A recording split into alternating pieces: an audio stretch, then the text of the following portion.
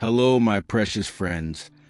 Tonight we're taking a journey back in time, far before the picturesque farmlands of Pennsylvania, to uncover what Amish daily life was really like before their brave ancestors ever set foot on American soil. Imagine yourself, not in a cozy modern home, but in a small, weathered cottage nestled deep in the European countryside, surrounded by fields you've tilled with your own hands, the scent of damp earth and wood smoke hanging in the air. You hear the distant bleating of sheep, the gentle lowing of a cow, and the rhythmic clang of a blacksmith's hammer from a nearby village. Life is hard, cyclical, and deeply tied to the land, but it's also steeped in a quiet, unshakable faith that binds your community together. You probably won't survive this level of back-to-basics living if your idea of roughing it is a weekend without Wi-Fi. So, before you get comfortable, take a moment to like the video and subscribe. But only if you genuinely enjoy what I do here. Tell me where you're listening from in the comments and what time it is for you. Now, dim the lights. Maybe turn on a fan for that soft background and let's ease into tonight's journey together.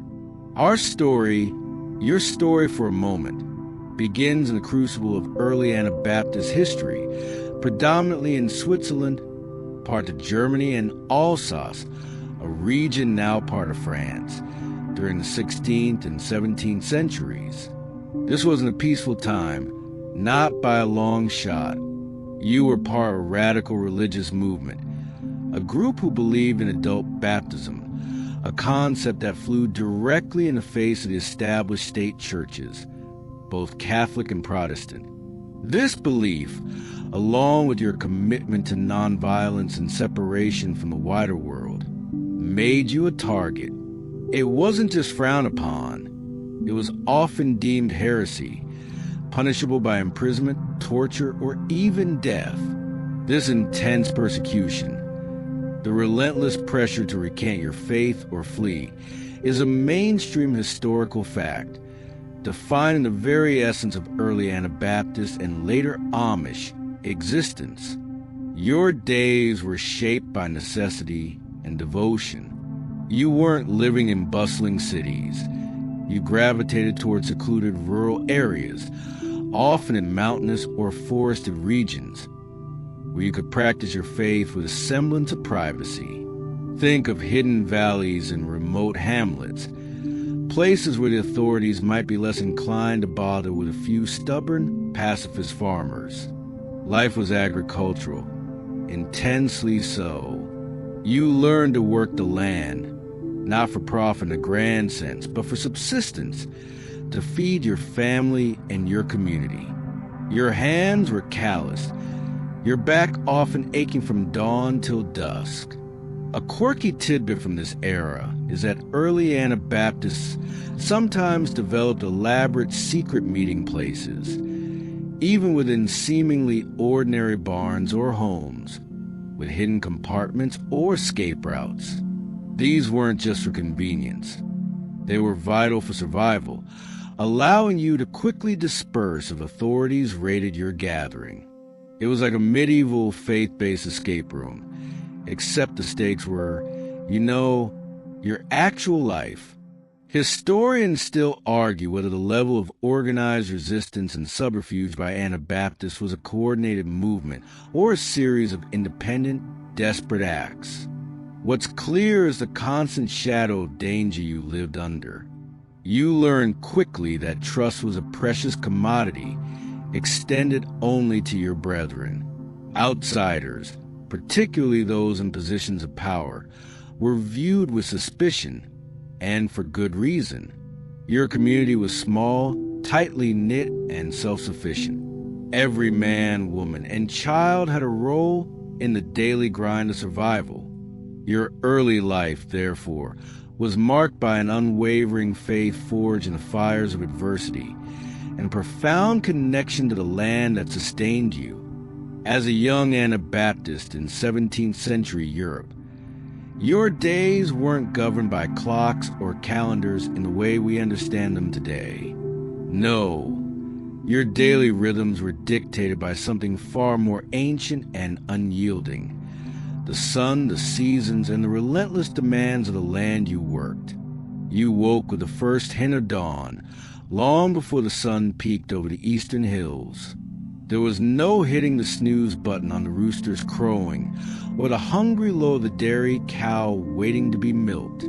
You probably wouldn't survive this level of agricultural alarm clock setting if your idea of a morning routine involves hitting snooze 5 times and then scrolling through social media. Your home was likely a simple, sturdy structure, often built from local timber and stone, with a thatched or tiled roof. Inside, it would be sparse but functional, a hearth-dominated one wall, providing warmth for cooking and warding off the chill that seemed to seep into everything, especially during the long, dark winters. There was no running water, no electricity. Obviously, every drop of water for drinking, cooking, and washing had to be drawn from a well or collected from a nearby stream, a chore that often fell to the women and children. Imagine lugging heavy wooden buckets back and forth multiple times a day just for basic necessities. It certainly makes you appreciate your modern plumbing, doesn't it? The rural European setting meant that your life was intrinsically linked to the natural world. The success of your harvest determined whether your family would eat well or face hunger. The health of your livestock meant the difference between having milk, cheese, and meat or going without. You knew the land intimately, where the best foraging could be done, which streams held fish, and the subtle signs in the sky that predicted a coming storm. This deep connection to nature, often romanticized today, is a harsh reality, demanding constant vigilance and hard labor. It's a mainstream historical fact that for these communities, agricultural self-sufficiency was not just an economic model but a matter of survival, especially given their social and political marginalization. Children, including you, were introduced to chores almost as soon as they could walk. There was no concept of a childhood free from responsibility, from gathering firewood to tending to chickens. Every pair of hands contributed to the household's survival. Learning was practical, hands-on, passed down from generation to generation. Your parents and elders were your primary teachers, imparting skills necessary for farming, cooking, crafting, and, most importantly, living a righteous life according to their faith. A quirky tidbit is that some Anabaptist communities developed ingenious, albeit simple, systems for communal land management or rotating crop use, despite not having formal land ownership in a conventional sense. This was often born out of necessity, as they were frequently tenants or squatted on less desirable lands. It was like a very early, very high-stakes version of a community garden plot, but with a lot more dirt and a lot less kale. Historians still argue whether these communal agricultural practices were primarily driven by theological beliefs about shared resources or simply pragmatic adaptations to their precarious legal and social status. What's clear is their resourcefulness. Evenings were quiet. After a simple meal, lit by the flickering flame of a tallow candle or the glow of the hearth, families would gather for prayer, Bible reading, and perhaps some quiet conversation. There were no distractions, no outside entertainment. The silence of the countryside would descend, broken only by the sounds of the wind or the occasional hoot of an owl. This quiet time was essential, allowing for reflection and strengthening the bonds of faith and family. You learned to find contentment in simplicity, because that's all there was.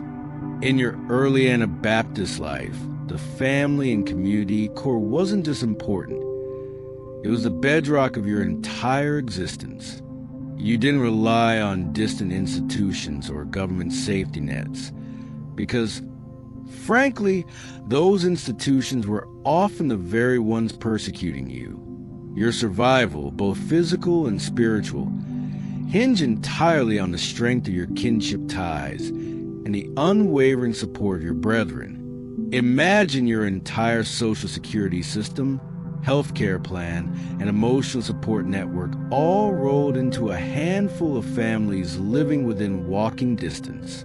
You probably wouldn't survive this level of interdependence if your idea of family support is liking your latest Instagram post. This deep reliance on family meant that roles were clearly defined, not by societal decree, but by necessity and tradition. The father, as the head of the household, bore the primary responsibility for providing and protecting. This meant backbreaking labor in the fields, maintaining the farmstead, and ensuring the family's spiritual well-being. The mother managed the household, which was a full-time, incredibly demanding job. She oversaw food preparation and preservation, spun wool and wool cloth, mended clothes, raised the children, and often assisted with farm chores like milking or tending a garden. It was a partnership of immense practical importance, where every task contributed directly to the family's ability to survive another day. Children, as we touched on, were integral to the system from a very young age. You weren't just dependents. You were apprentices, learning vital skills by observing and participating. A young boy would follow his father into the fields, learning to plow, sow, and harvest. A young girl would assist her mother in the kitchen, learning to bake bread, preserve vegetables, and manage the household. There was no idle time in the modern sense. Every moment was an opportunity to learn a skill that would directly contribute to the family's future self-sufficiency. This pervasive integration of children into adult labor and skill acquisition is a mainstream historical fact for most pre-industrial societies, and particularly for insular communities like the Anabaptists. Beyond the immediate family, the wider community functioned as an extended family. You knew every man, woman, and child in your small settlement. If a barn needed raising or a field needed harvesting after a sudden illness struck a family, everyone pitched in. This concept of shared labor wasn't altruism in the abstract.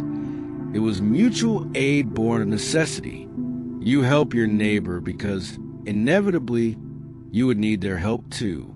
This created an incredibly strong social fabric, where everyone was invested in the well-being of the whole. It was a highly efficient voluntary co-op, but with more shared meals and a lot less paperwork. A quirky tidbit is that disputes within these communities were almost exclusively handled internally, through the elders or the church leaders.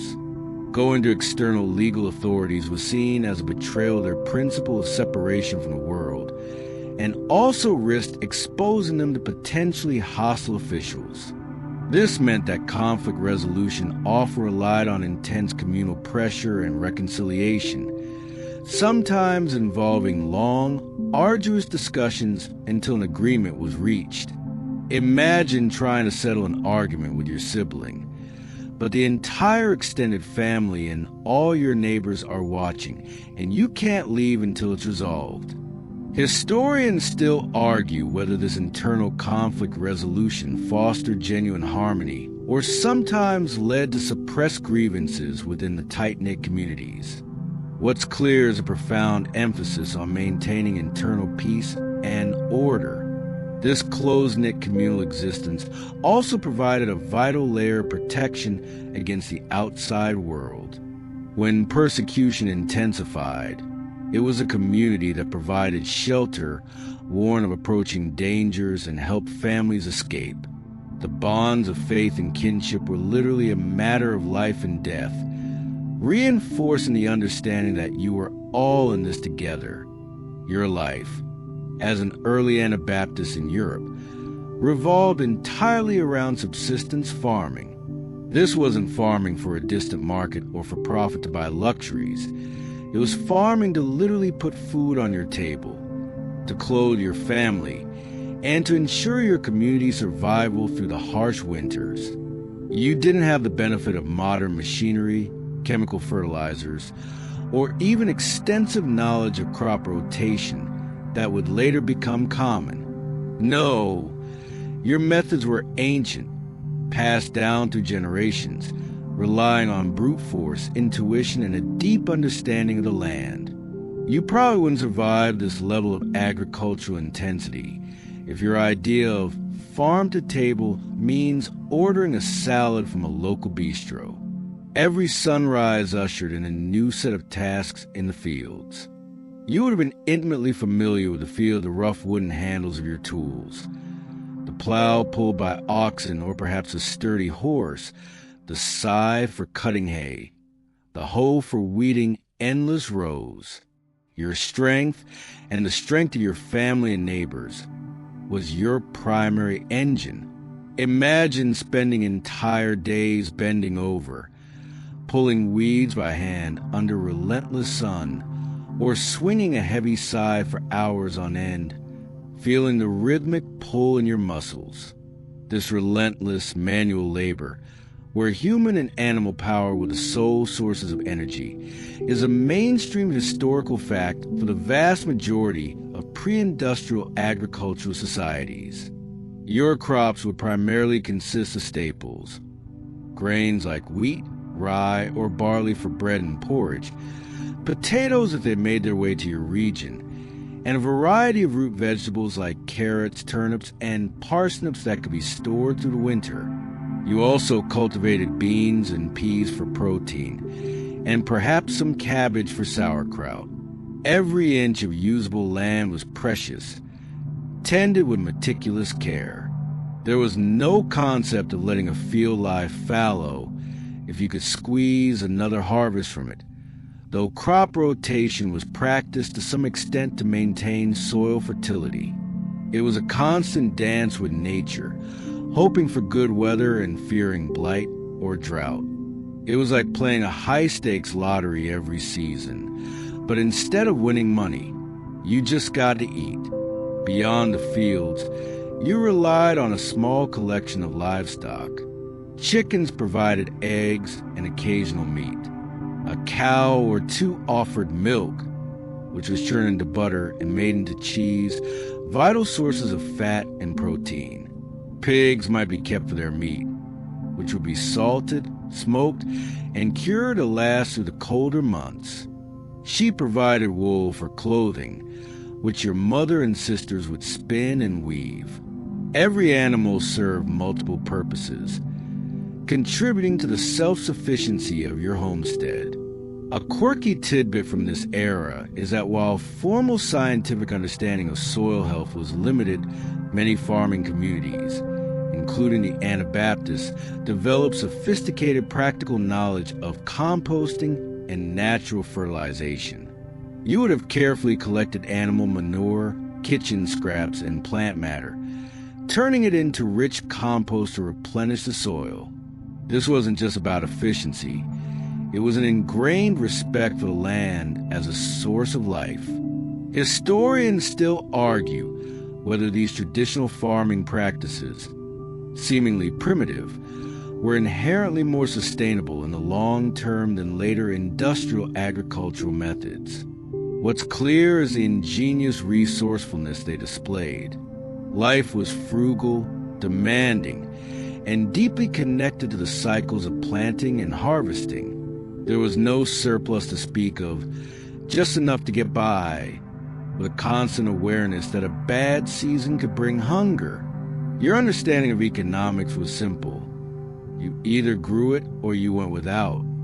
In a world without factories, hardware stores, or even a local Amazon Prime delivery, your daily life as an Anabaptist demanded an incredible amount of craft and ingenuity. If you needed something, whether it was a tool, a piece of clothing, or a container for your harvest, you either made it yourself or relied on someone in your immediate community to fashion it. This deep-seated self-sufficiency wasn't just a preference. It was an absolute necessity for survival. You probably wouldn't survive this level of DIY if your idea of making it yourself is assembling IKEA furniture with only half the instructions. Consider the sheer breadth of skills required.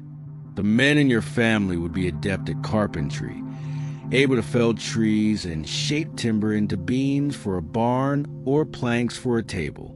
They'd also possess basic blacksmithing skills, crucial for sharpening plowshares, mending tools, and forging simple implements. Imagine the rhythmic clang of hammer on anvil, sparks fly in the dim light of makeshift forge, as a father teaches his son the precise art of shaping hot metal. This hands-on, multifaceted skill set, where individuals master a variety of trades out of necessity, is a mainstream historical fact for almost all pre-industrial rural communities. For the women, their hands were equally busy. Spinning wool from your sheep into yarn was a continuous task, often done while walking or during brief moments of rest. Then came the weaving, transforming that yarn into sturdy cloth for clothing, blankets, and sacks. Dyeing would use natural pigments extracted from plants. Every stitch in your simple garments, every patch that extended their life, represented hours of meticulous labor. You learned to make soap from animal fats and lye, candles from tallow, and rope from hemp. It was an endless cycle of creation and repurposing. It was like living in a permanent crafting convention, but with less glitter and a lot more sheep.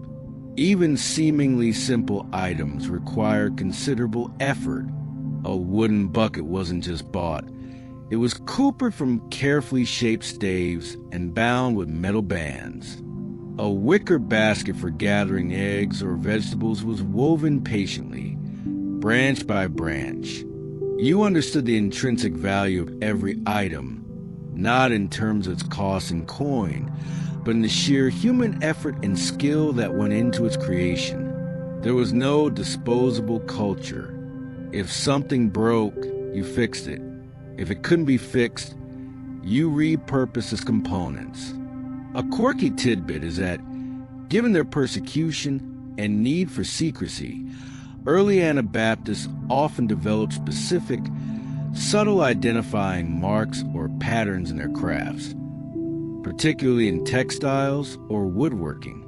These weren't overt symbols, but small, almost imperceptible details that allowed members of the dispersed community to recognize each other's work and, by extension, other brethren without drawing suspicion from outsiders. Imagine a secret handshake, but for a blanket. Historians still argue whether these specific craft identifiers were truly widespread or more anecdotal, emerging from individual community practices. What's clear is a profound connection between their identity and their homemade goods. This culture of making and mending fostered a deep sense of resourcefulness. You became intimately familiar with the properties of wood, metal, fiber, and clay. Waste was an alien concept. Every scrap had a potential future use. This ingenuity was not just about physical survival. It was also a testament to your community's spiritual resilience, reflecting a belief in living simply and responsibly, using only what God provided through your own labor and skill.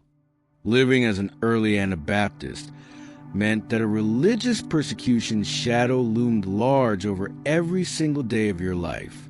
It wasn't a distant threat you read about in a book.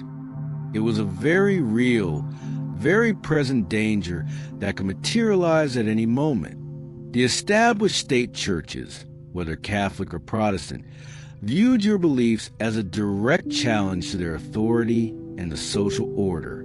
Your commitment to adult baptism, Your refusal to swear oaths or bear arms, and your insistence on living separately from the world, marked you as an outsider and often as an enemy of the state. You probably wouldn't survive this level of constant scrutiny if your idea of being watched is the number of views on your latest TikTok. This persecution wasn't just theoretical, it was brutal. Anabaptists were imprisoned, tortured, and even executed for their faith. You would have heard stories, perhaps even witnessed, the public drowning of fellow believers, a cruel mockery of the practice of adult baptism. Lands were confiscated, families were driven from their homes, and children were sometimes forcibly removed. This intense and widespread persecution, particularly during the 16th and 17th centuries, is a mainstream historical fact, forcing Anabaptists into a constant state of vigilance and migration. Because of this ever-present threat, your religious gatherings were almost always secret. Imagine meeting in a secluded barn loft, deep in the woods, or in the hidden cellar of a trusted family's home, with sentries posted to watch for approaching soldiers or informers. Hymns would be sung softly, prayers whispered, and sermons delivered in hushed tones. Every creak of a door, every distant dog bark, would send a jolt of fear through the room. This wasn't about convenience. It was about survival. The very act of worship was an act of profound courage and defiance. It was like a very serious, very illegal book club. But instead of discussing plot points, you were discussing matters of eternal salvation, often at great personal risk. Your unwavering faith was not a passive belief. It was an active shield, a source of incredible strength that allowed you to endure such hardships. You believed that suffering for your convictions brought you closer to God. This deep spiritual conviction provided solace in the face of fear and despair. It bound your community together, creating a powerful sense of solidarity that transcended mere kinship. When a family was forced to flee, the rest of the community would pool resources to help them. When someone was imprisoned, the community would pray for them and often try to offer what meager support they could. A quirky tidbit from this period is the development of a unique, informal communication network among scattered Anabaptist communities across Europe. This involved trusted messengers, often traveling disguised as ordinary merchants or farmers, carrying coded letters or even memorized messages to warn of impending raids, share news of safe havens, or provide updates on imprisoned brethren. It was like an early, very low-tech and incredibly risky encrypted messaging service. Historians still argue whether these networks were robust enough to truly coordinate widespread resistance or were primarily used for individual family support. What's clear is the ingenious methods they employed to stay connected under duress. This constant threat and the need for secrecy ingrained a deep sense of caution and discretion in your demeanor. You learned to observe, to listen, and to trust your instincts. Your life was a testament to the enduring power of faith in the face of relentless adversity, a quiet defiance that ultimately led to an unimaginable journey. When you lived as an early Anabaptist, your clothing wasn't about fashion or personal expression in the way we understand today. Oh no, your simple dress held a deep meaning, serving as a constant, visible symbol of your faith, your humility, and your deliberate separation from the wider world. You weren't trying to impress anyone. In fact, you were actively trying not to. You probably wouldn't survive this level of wardrobe restriction if your idea of expressive fashion is wearing socks with sandals.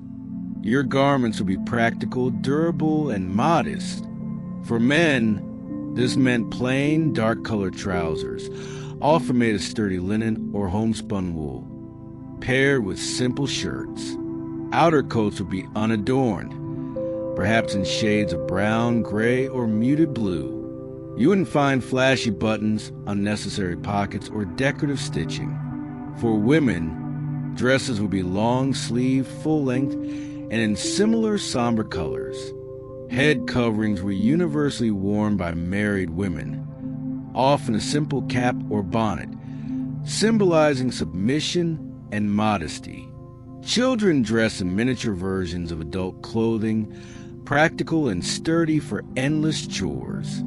The fabric itself was almost always homespun. This wasn't just a quaint tradition. It was born necessity and a rejection of worldly commerce. Your family would raise sheep for wool, and perhaps grow flax for linen. The laborious process of shearing, cleaning, carding, spinning, and weaving these fibers into usable cloth was a constant, year-round undertaking for the women of the household. Imagine the rhythmic were the spinning wheel by the hearth, or the clatter of the loom in a corner, producing every single yard of fabric your family would wear. This incredible level of textile self-sufficiency is a mainstream historical fact for these early communities, further isolating them from external economies. The avoidance of ornamentation was a core tenet. No jewelry, no elaborate lace, no bright, distracting colors. The purpose of clothing was function and modesty, not vanity. This simplicity was a stark contrast to the often elaborate and flamboyant fashions of the mainstream European society around you. It was a conscious choice, a daily reminder of your commitment to humility and turning away from worldly temptations. When you saw another person dressed in a similar plain style, even in a crowded market, you knew instantly they were likely a fellow believer. It was like a very subtle, very quiet uniform that told everyone exactly where your allegiances lay. A quirky tidbit from this period is how variations in plain dress could sometimes subtly differentiate between various Anabaptist groups or even regional communities. While all adhere to plainness, minor differences in collar style, the cut of a coat, or the type of head cover might signal a specific lineage or slight doctrinal emphasis, understood only by those within the broader Anabaptist network. It was like different sports teams, but instead of jerseys, you had slightly different shades of beige. Historians still argue whether these subtle stylistic differences were intentional markers of identity or simply organic variations arising from localized practices and available materials. What's clear is a profound symbolic weight placed on attire. Mending and repurposing clothes were also ingrained habits. A patch wasn't a sign of poverty.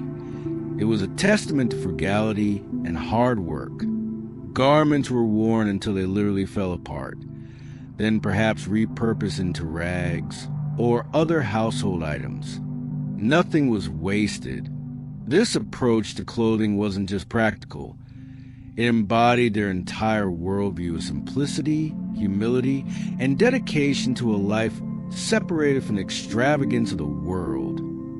For you, as a young Anabaptist in Europe, education and scripture weren't separate subjects to be studied in a formal school, but rather interwoven threads that formed the very fabric of your daily existence.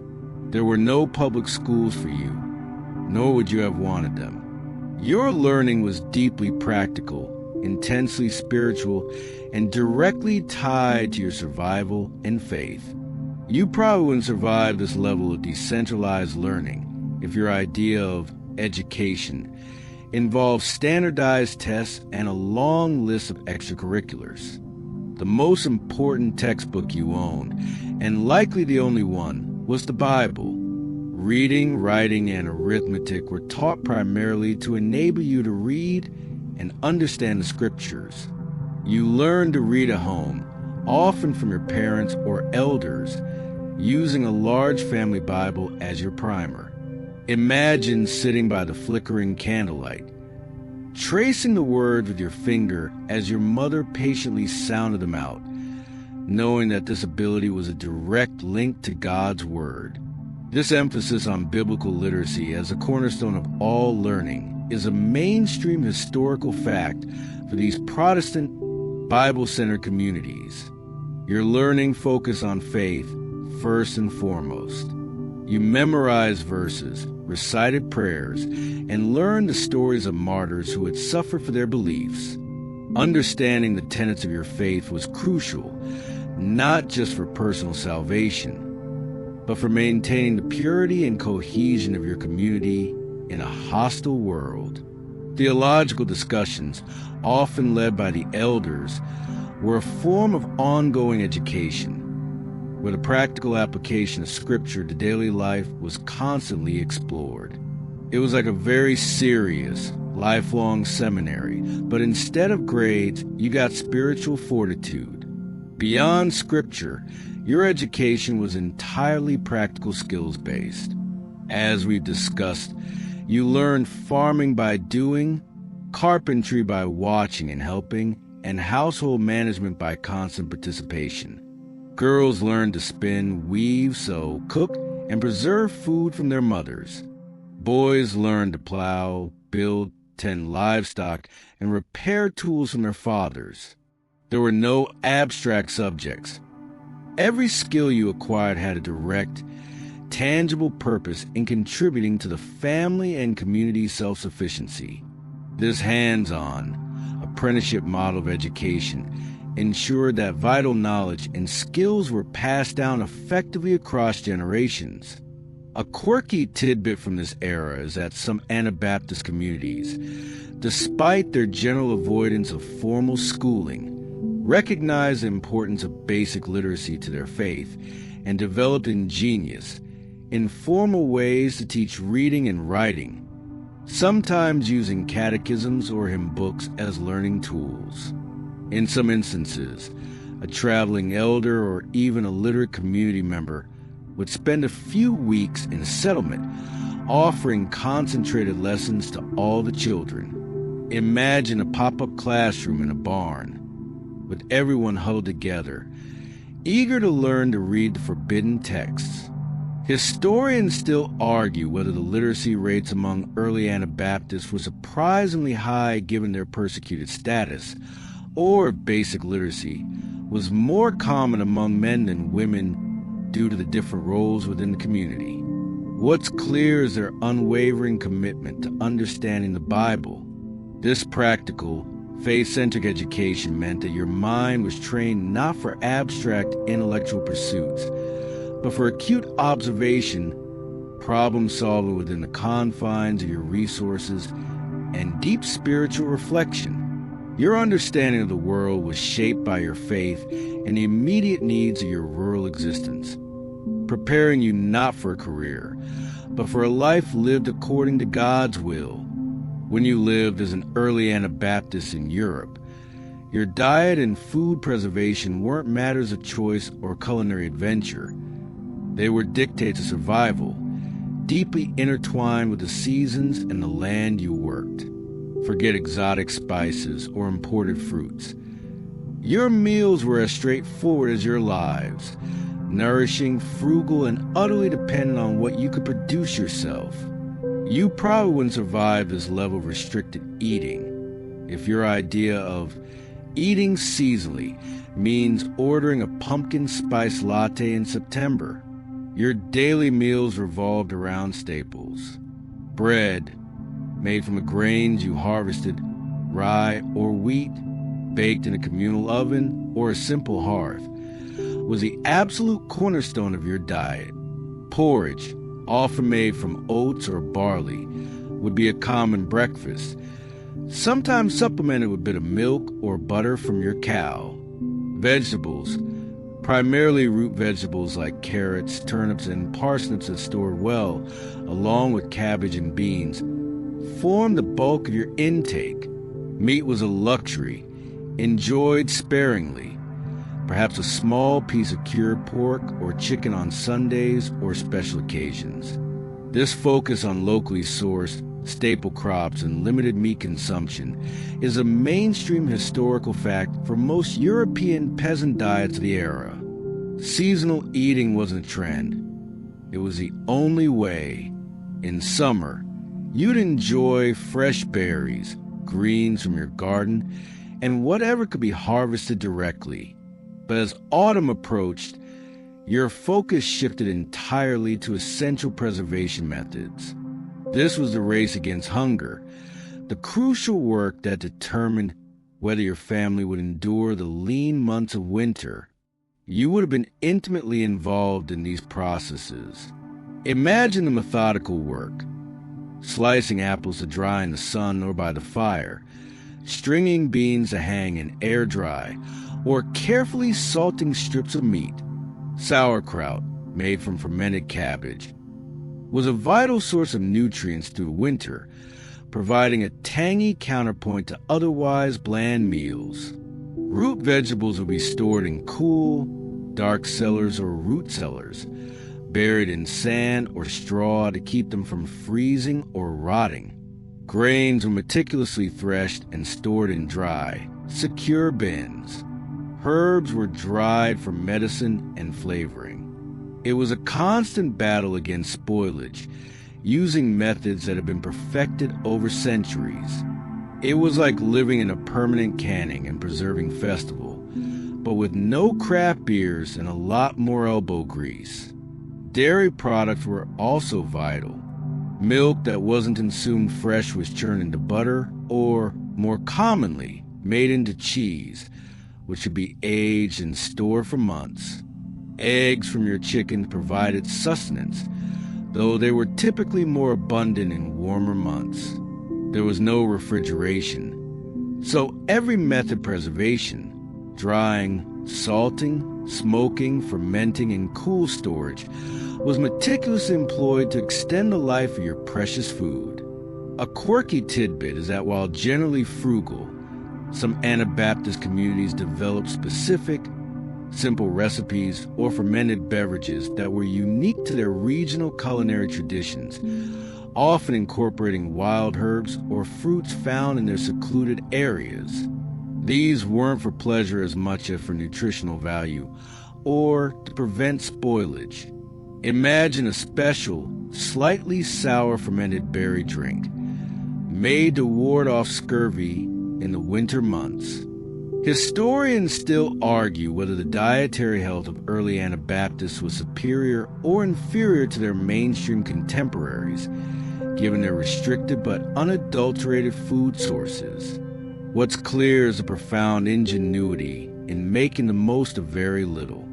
Your meals, while simple, were sustaining.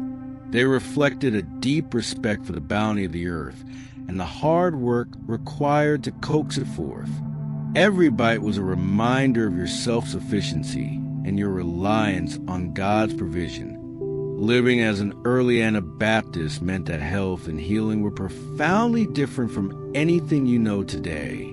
There were no doctors' offices, no pharmacies, no gleaming hospitals. Your well-being relied on a combination of resilience, practical knowledge, and a deep-seated faith in divine providence. When illness struck, it was a frightening and often life-threatening ordeal, handled almost entirely within the confines of your family and community. You probably wouldn't survive this level of medical self-reliance if your idea of getting healthy involves a quick trip to urgent care and prescription. Your primary line of defense against sickness was folk remedies and the wisdom passed down through generations. Your mother or grandmother would have been the resident expert, possessing an intimate knowledge of local herbs, their properties, and how to prepare them. Imagine gathering specific leaves, roots, or flowers from the surrounding fields and forests, chamomile for calming, willow bark for pain, nature's aspirin, or yarrow for fevers. These botanical concoctions, often brewed into teas, poultices, or salves, were your main source of medicinal intervention. This reliance on herbal medicine and traditional healing practices, often intertwined with superstitious beliefs, is a mainstream historical fact for the vast majority of pre-modern European rural populations. Beyond herbs, simple home care was paramount. If someone had a fever, they would be kept warm, given nourishing broths, and encouraged to rest. Cuts and scrapes would be cleaned with well water, and perhaps covered with a clean cloth, hoping to prevent infection. Broken bones would be splintered as best as possible, with the body left to heal itself. There was a stoic acceptance of suffering, understood as part of life's trials. The effectiveness of these remedies varied wildly, of course. Some, like willow bark, had genuine medicinal properties, while others might have been more placebo or simply benign. It was like a very low-budget, very high-stakes version of WebMD, but without the internet or any actual medical degrees. Your reliance on nature wasn't just for food. It extended to every aspect of your health. You understood the cycles of the seasons, the importance of fresh air, and the invigorating effects of hard physical labor. But you also knew the dangers: contaminated water sources, the harshness of winter cold, or the spread of contagious diseases within a close-knit community. When a serious illness like smallpox or influenza swept through, it could devastate families and even entire settlements, with very little you could do to stop its relentless march. A quirky tidbit from this period is the occasional use of sympathetic magic alongside herbal remedies. This might involve carrying a specific charm, performing a ritual action, or even making an offering, believing it would influence the course of an illness. While not unique to Anabaptists, it shows a blend of practical knowledge and folk belief in a pre-scientific medical era.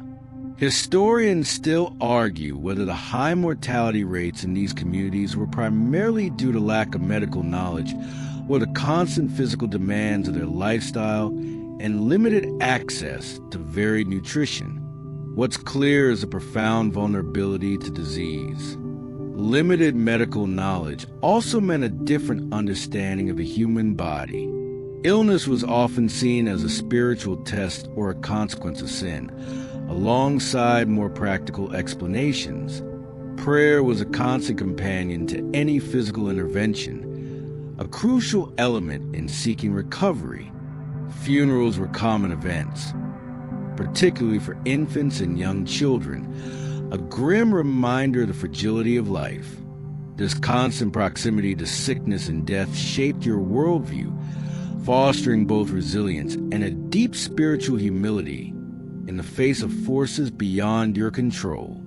From the moment you could toddle, children's early roles in your Anabaptist community were clear. You were not merely children, but essential, albeit small, contributors to the family's survival. There was no concept of a separate, protected childhood where play was the sole pursuit. Instead, your days were filled with purpose, learning through constant participation in the adult world of work. You probably wouldn't survive this level of early responsibility if your idea of a child's chore is taking out the recycling once a week. You began your participation in labor almost unconsciously by observing and imitating. A young girl, barely tall enough to see over the table, would learn to knead bread dough alongside her mother, her tiny hands mirroring the movements. A boy, still unsteady on his feet, might be tasked with carrying small bundles of kindling or chasing stray chickens back into their coop. As you grew, your responsibilities grew with you. By the age of 5 or 6, you were expected to perform regular, meaningful tasks.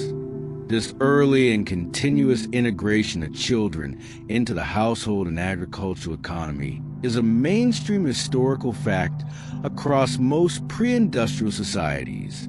For girls, their learning centered around the domestic arts. You learn to sew and mend garments, starting with simple stitches on rags, then progressing to actual clothing. You learn to spin yarn, a repetitive but crucial skill. In the kitchen, you master the art of food preservation, drying fruits, salting vegetables, and assisting with cheese making. You learn to care for younger siblings, fetching water, gathering eggs, and tending to the garden. Your education was entirely hands-on, passed down directly from your mother and older sisters, ensuring that the vital skills for managing a self-sufficient household were perpetuated. It was like a never-ending home economics class, but with real-world stakes and no grades, just dinner. Boys, meanwhile, were initiated into the rhythms of farm life. You learned to learn trades from a young age by shadowing your father and older brothers. This meant helping in the fields, pulling weeds, carrying water to thirsty workers, or leading the animals. You learned to care for livestock, from milking the cow to feeding the pigs. You'd observe and assist with carpentry, learning to hammer a nail straight, to saw wood, and to understand the strength of different timbers. If your father was a blacksmith, you'd start by pumping the bellows, then progress to hammering simple pieces of metal. Every day was a lesson, every task a stepping stone toward becoming a capable, self-sufficient man.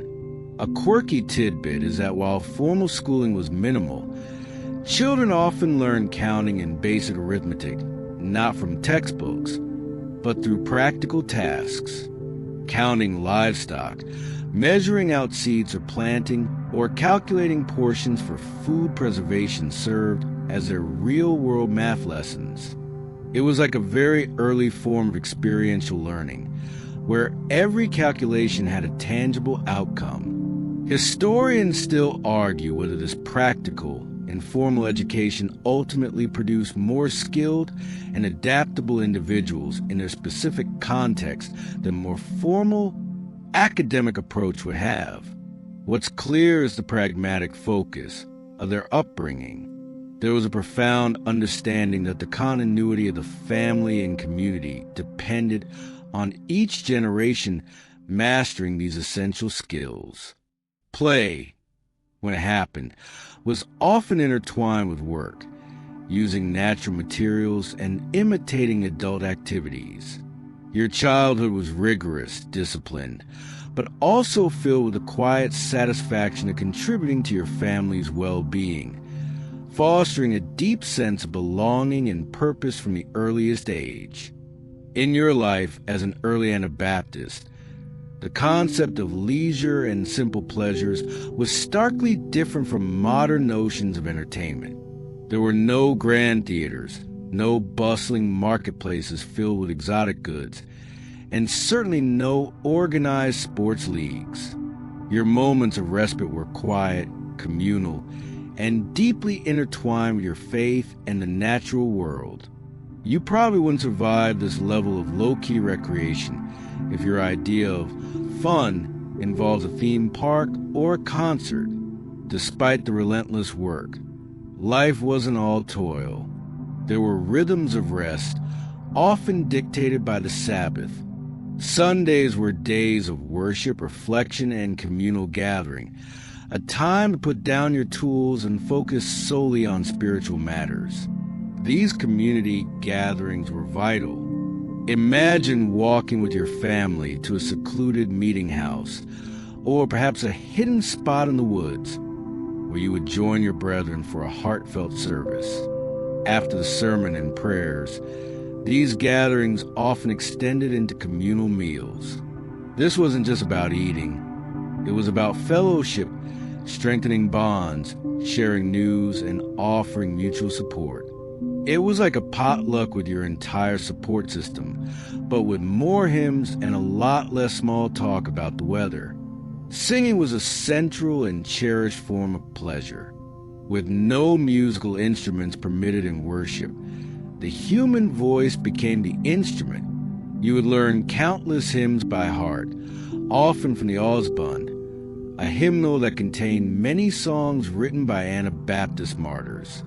The power of these voices, raised in unison, was incredibly moving, a source of profound spiritual comfort and communal identity.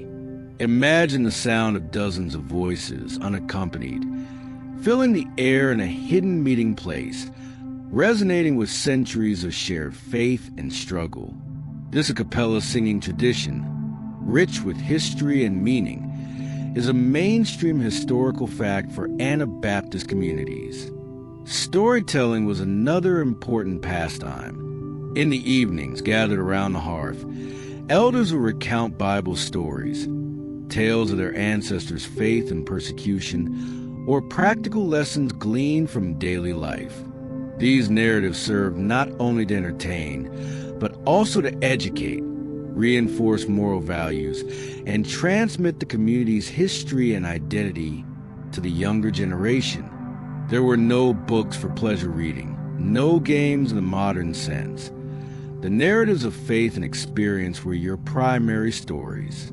Minimal recreation meant that simple, natural activities were your only games. Children might play with sticks, stones, or simple homemade dolls.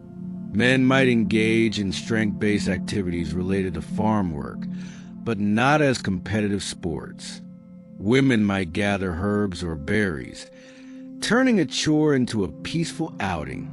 There was no idleness for its own sake.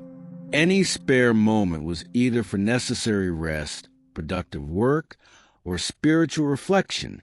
A quirky tidbit is that while physical games were often discouraged as frivolous, some communities had informal skill demonstrations during harvest festivals or communal work bees.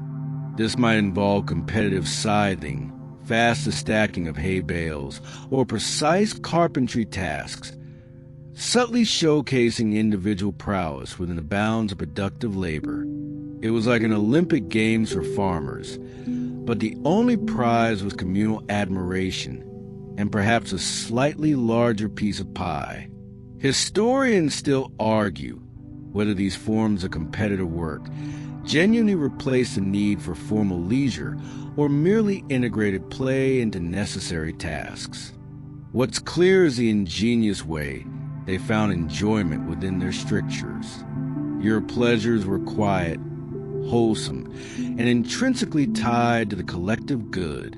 They provided necessary breaks from hard labor, strengthened communal bonds, and reaffirmed your unwavering commitment to your faith, preparing you for the next demanding day. Imagine living in a world where the very idea of a machine doing your work for you or a device connecting you to distant lands was not just absent, but actively avoided. For you, an early Anabaptist in Europe, technology's absence wasn't a historical accident. It was a deliberate, principled choice that deeply informed every aspect of your life. Your existence was defined by manual labor and a conscious rejection of modern conveniences that began to emerge in the wider world. You probably wouldn't survive this level of technological abstinence if your idea of roughing it is going a day without your smartphone. From dawn till dusk, every task was performed by the power of human and animal muscle. Plowing fields meant walking behind an animal, guiding a wooden plow. Harvesting crops involved swinging a scythe or sickle by hand, then threshing grain with flails. Transporting goods meant loading them onto horse-drawn carts or simply carrying them on your back. There were no intricate gears, no steam engines, no electrical wires. Your tools were simple, fundamental. Hammers, saws, hoes, axes, spinning wheels, looms. Each one was an extension of your body, requiring skill and strength to operate. This pervasive reliance on human and animal power, with minimal mechanical assistance, is a mainstream historical fact for these communities, rooted in their interpretation of Scripture and desire for simplicity. This deliberate eschewing of what the world considered progress wasn't born out of ignorance. While you might not have understood the complex mechanics of every new invention, your elders certainly did. The rejection stemmed from a spiritual conviction that adopting worldly technologies could lead to pride, competition, idleness, or entanglement with the very society you sought to separate from. A new, faster plow might mean less shared labor. A fancy clock might distract from the natural rhythms of day and night. The concern wasn't about the thing itself, but its potential influence on community values and spiritual purity. It was like a very early, very serious digital detox, but for, everything. Even simple innovations that were becoming commonplace in mainstream society were viewed with suspicion. For instance, while watermills have been around for centuries and windmills were increasingly used for grinding grain, your community might prefer hand-crank grinders or even communal pounding for grain to maintain control of the process and avoid dependence on external structures or large-scale machinery. This wasn't always a rigid rule, but the bias was towards simpler, more controllable, and community-centered methods. A quirky tidbit from this era is that sometimes, when facing particularly harsh conditions or intense persecution, Anabaptist communities would temporarily adopt a slightly more efficient tool or method if it meant survival, but would then return to their simpler ways once the immediate crisis passed. This wasn't hypocrisy. It was pragmatism within the confines of their core beliefs, a testament to their resilience. Imagine using a slightly more efficient, worldly wagon to escape a raid, but then going back to your simple hand carts once you reach safety. Historians still argue whether these occasional, pragmatic technological adaptations represented a weakening of their principles or a demonstration of their profound adaptability in extremis. What's clear is the overarching commitment to simplicity. Your life was a testament to the idea that true wealth lay not in possessions or conveniences, but in community, faith, and the honest labor of your hands. You understood intimately the direct relationship between effort and outcome. There were no shortcuts, no easy ways out. This profound connection to the physical world, unmediated by complex machines, shaped your character and your collective identity, preparing you for a future where technology would only grow in prominence, a path you would resolutely choose not to follow. The decision to migrate, to leave behind the familiar, however harsh, lands of your European home, was not made lightly. It was born of a convergence of desperate push factors from Europe and the glimmer of a powerful draw from a distant, unknown land. America. For generations, you and your ancestors had faced relentless persecution. The push factors from Europe were simply becoming unbearable. You probably wouldn't survive this level of forced displacement if your idea of moving involves packing a U-Haul and dreading parallel parking. The constant threat of imprisonment, torture, and death for your beliefs have been a grim reality for over a century. Laws against Anabaptists were periodically enforced with renewed vigor, leading to fresh waves of arrests and executions. Your refusal to join the military or swear oaths, core tenets of your faith, put you at direct odds with every established government. Imagine living every day knowing that simply gathering for worship or refusing to send your children to a state-controlled church could lead to brutal consequences. This sustained religious persecution, which directly spurred mass migrations, is a mainstream historical fact, shaping the demographics of early American colonies. Beyond direct persecution, economic hardship was often a significant factor. As Anabaptists, you were often denied full citizenship rights, preventing you from owning land outright or participating freely in trades.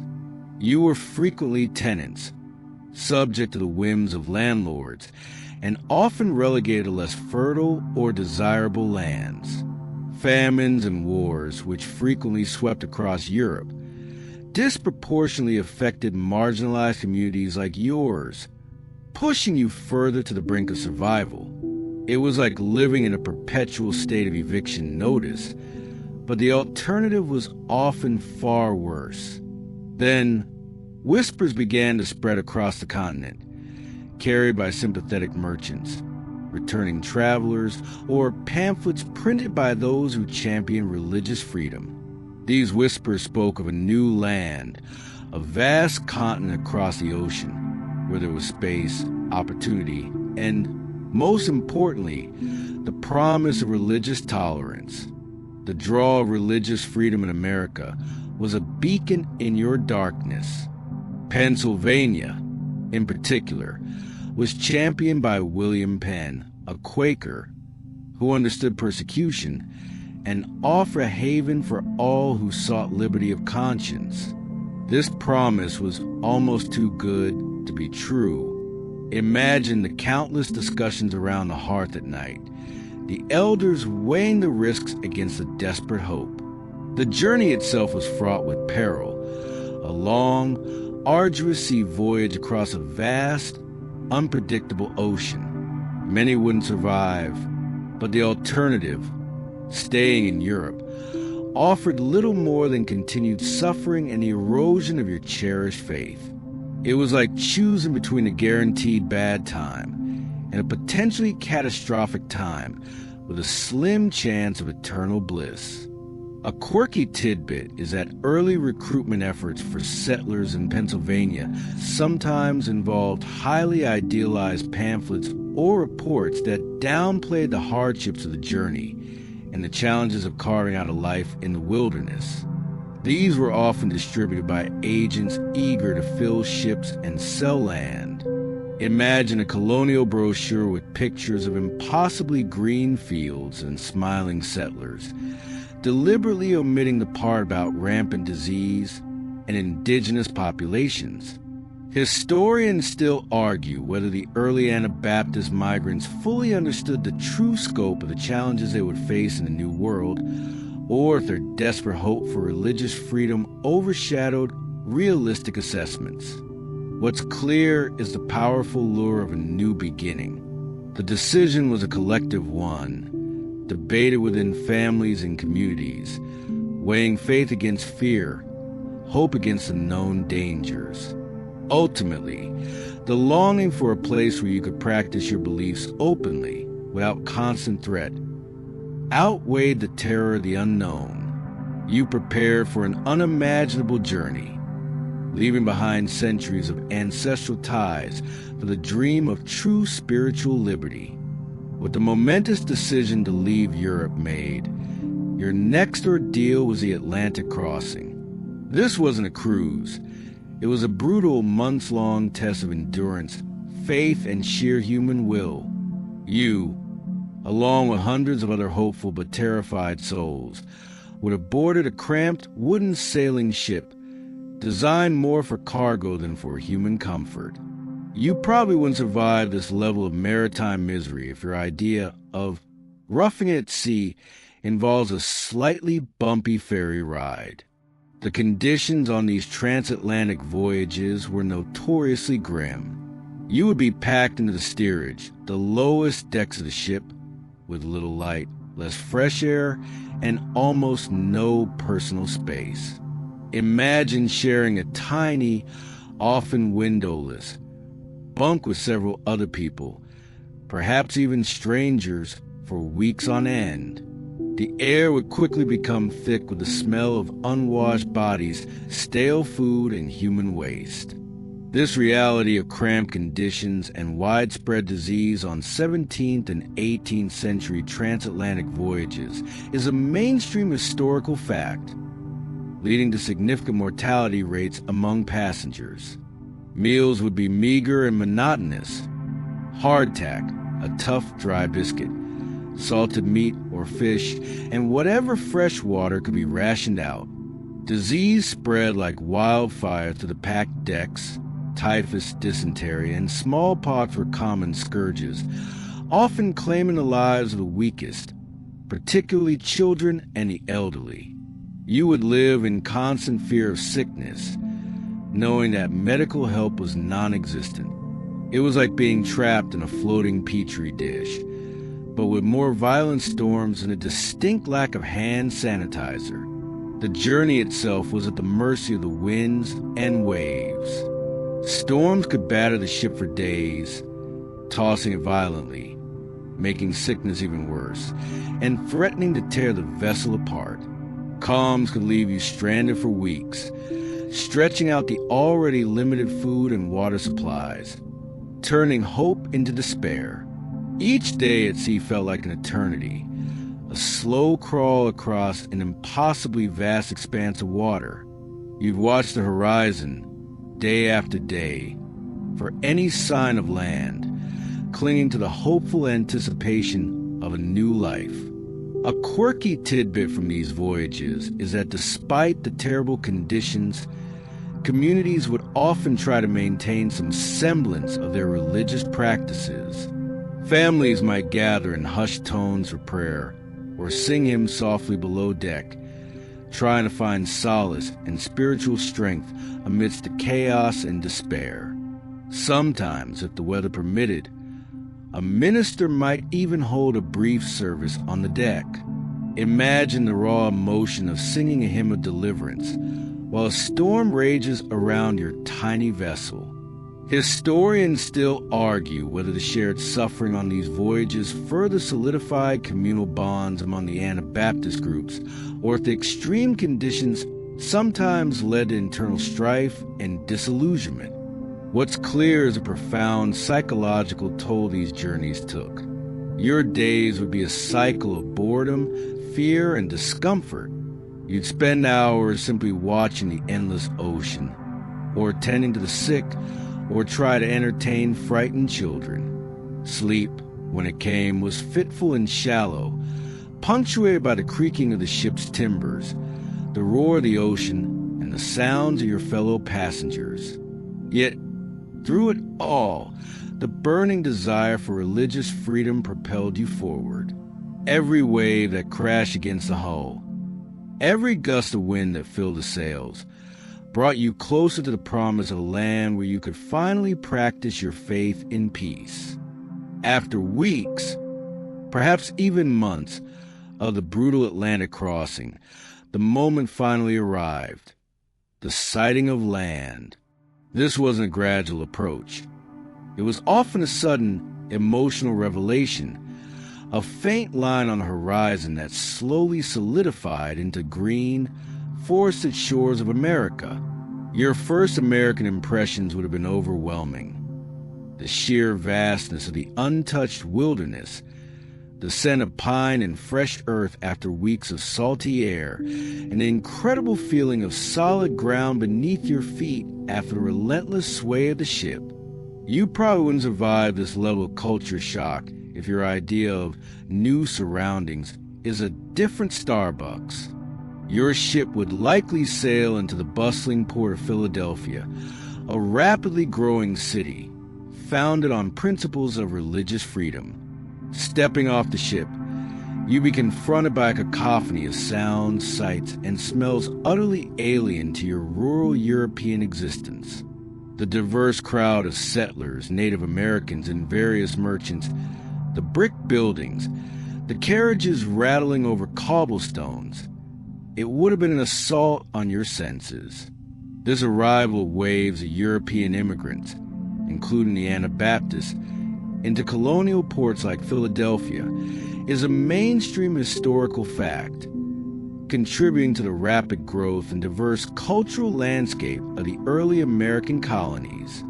From the bustling port, your community would soon seek out their preferred environment, rural areas, often west of Philadelphia, in what would become Lancaster County, Pennsylvania. Here, the landscape was different from Europe. Vast, ancient forests rather than meticulously cultivated fields. Your initial settlements would involve immense labor. Clearing land, felling trees, and building rudimentary log cabins.